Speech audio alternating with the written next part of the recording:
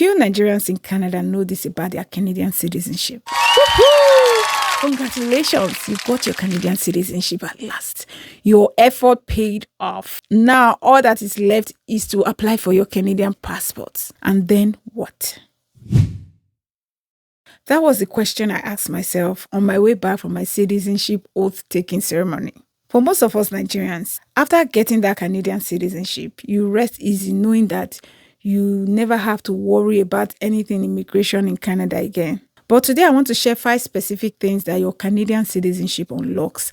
And many Nigerians I know are not using most of them. And please let us know in the comments if you are using any of them already. Let's go. I've been in Nigerian Canadian WhatsApp group where people are just lost in after US salaries. For many Nigerians in Canada, the sweet spot is US salaries with a Canadian base. And in those group conversations, you hear people say, oh, I wish Canada paid as much as the US. If you're in this category and you are serious about that being your sweet spot, say no more. Just look into the US TN visa. So under this visa, eligible Canadians are able to work in the US in certain professional occupations through the TN status. So Canadians living in border towns do this a lot. Some of them go to work in the US every day, yet they live in Canada. The popular routes are Windsor, Detroit, Buffalo, Niagara. This TN status is possible under the USMCA or CUSMA agreement, which allows eligible Canadians to come over to the US to work. It's only for citizens. So if you're still a permanent resident, you might want to wait until you're eligible. That is, if that's what you want. And it's not only for those living in border towns. There are people that have opted and moved to the US from Canada to work for a certain time. It's also not automatic for citizens. Even as a citizen, you have to have the right job title, the right credentials, and a job offer from a US employer. Self-employment is not permitted under the TN visa. So if you have a business and say, oh, I want to go and plant it there. No, you have to be employed by a US employer. So if as a Nigerian Canadian, you're only looking at your Canadian citizenship as access to travel, this is another thing your Canadian citizenship can do for you if you're in the eligible profession. So you might want to look at it more and understand it properly before you go into it. And this is not because I believe everyone should move over to the US because of better pay. No, but part of being settled is knowing the options your citizenship can give to you. If you are resonating with what we're talking about here, I started a newsletter called Settled. It is about life after migration. If that rocks with you, I'll leave a link in the description so you can join. It's free, by the way. I remember when the tariff saga started between the US and Canada, and my pastor was preaching on Sunday. He said, start a business. Now, if you run a business in Canada or you are thinking of starting one, Canada now has what is called the Buy Canadian policy and the policy on reciprocal procurement. What this means is that the federal government is prioritizing Canadian suppliers and Canadian content.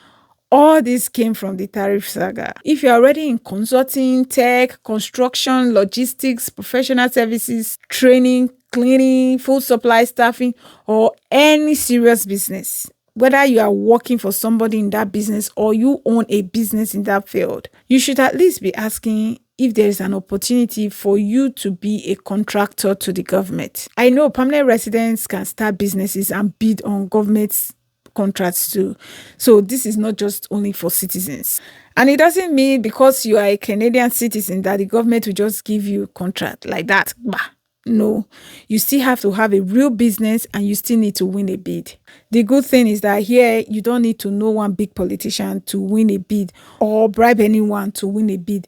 And bidding is absolutely free. For citizens, the upside of this is the travel side of things. So if you need to meet a supplier or close a deal abroad, you can just take yourself and go get a flight. Definitely, not every country is visa-free to Canadians, but compared to the visa stress you will face using your Nigerian passport, the Canadian one will give you a smoother ride. That mobility alone can become a serious business asset. Don't just think, how can I get a better job? Also think, what can I build with the access I have now? That's how I'm thinking these days. Because citizenship is not just only permission to stay. It can be a permission to build, which leads me to my next point, permanence and mobility. As a citizen, now you have the ability to take calculated risk. speak publicly, engage in community advocacy without the fear that, oh, one legal mistake now, they will send you back to Nigeria. Alele, back to Nigeria. No, that fear is gone. Also, as a professional, you can take a 5-year contract in the Middle East or in Europe without fear of losing your status. When you were a PRO holder, you wouldn't take that kind of risk or opportunities because you are going to be calculating your days and making sure that you are keeping to your 730 days in 5 years timeline. And as a Canadian citizen, if you choose not to retire in Canada or Nigeria, there are countries you can retire in and still live on a modest pension, especially if you want to move around as a visitor instead of going through immigration and all the accompanying paperwork palaver. The fourth advantage is what I call the dual advantage your children can grow into. And yes, this is the legacy part, but I don't want to make it sound abstract. For many Nigerian families in Canada, even for many immigrant families in Canada, your Canadian citizenship does not just benefit you.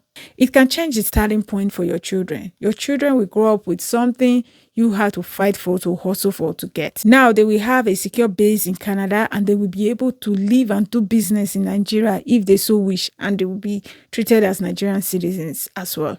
And this is where duality becomes powerful. If we raise our children properly, they don't have to be confused about being Nigerian and Canadian. They can be both.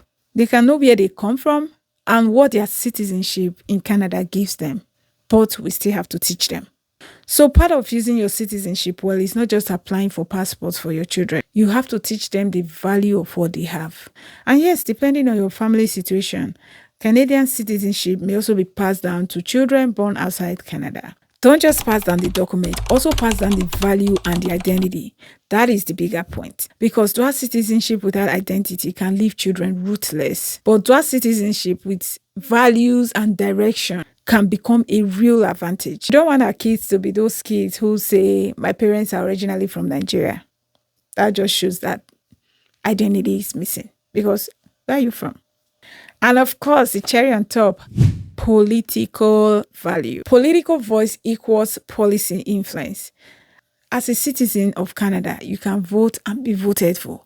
It's like a cliche, but instead of always coming on WhatsApp to complain about policies, about the government, you can come out to be voted for. You know, Canada is one of those countries where you don't have to be born in Canada to hold a public office, to even hold the highest office in the land. You don't have to be born in Canada. We've had 4 prime ministers in Canada that were born abroad, and there have been lots of Nigerians who have held high political offices in Canada. So if you're politically inclined, yes, come out. We will support you as long as your vision makes sense to us. Now, we are blessed to be in a country where you know for sure your vote will count. Even though you don't want to come out to be voted for, you can vote. Your vote is your voice. You know your vote will count. School board zoning, municipal housing, immigration enforcement policies, all these things are all decided locally. A Nigerian community that votes as a bloc gets meetings with their MPs.